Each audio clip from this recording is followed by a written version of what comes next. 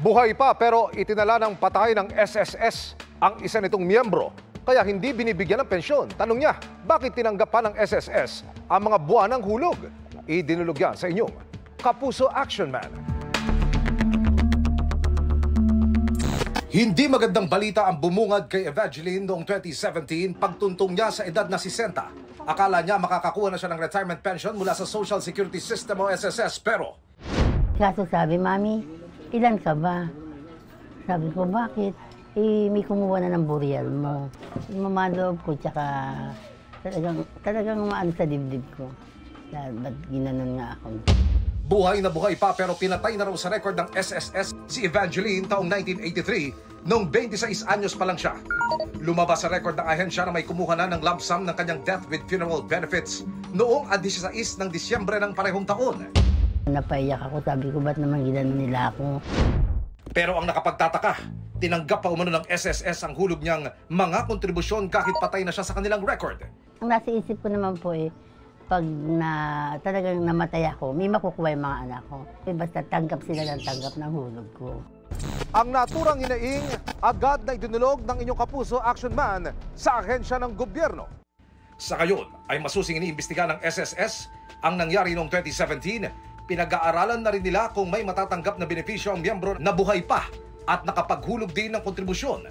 Nangangako ang ahensya na magbibigay ng update sa sandaling may resulta ng investigasyon.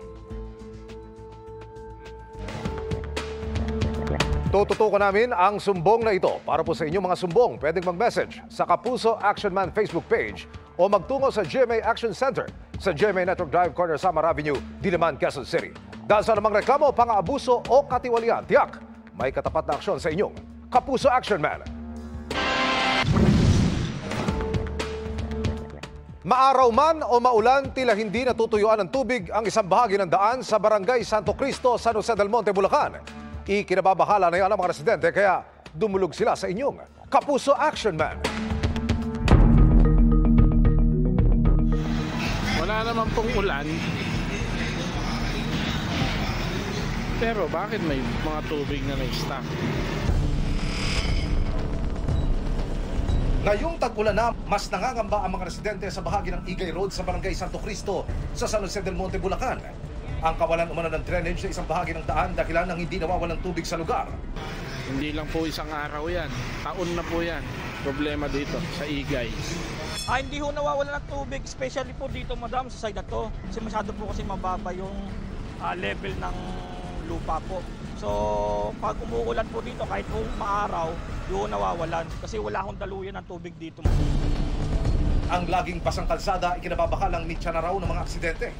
Pagdating mo sa gitna ng baha, bigla akong dumudulas yung mga rider, tapos yung mga truck po or mga sakyan, minsan nababalahaw na ho, pinapasukan po ng tubig yung makina.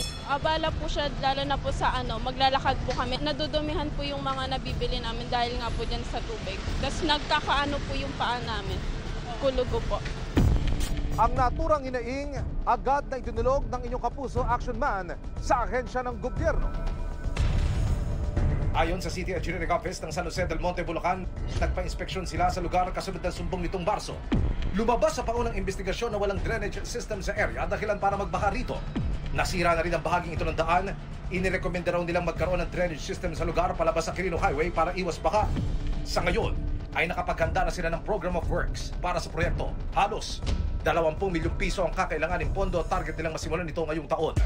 Dagdag pa ng DPWH, natukoy na provincial road ang lugar at makakatuwang ng San Jose del Monte, Bulacan ang Provincial Engineer's Office para sa proyekto. Tututukan namin ang sumbong na ito. Para po sa inyong mga sumbong, pwedeng mag-message sa Kapuso Action Man Facebook page o magtungo sa GMA Action Center sa GMA Network Drive, Corner Samar Avenue, Diliman, Quezon City. Dahil sa namang reklamo, pang-aabuso o katiwalian, tiyak may katapat na aksyon sa inyong Kapuso Action Man.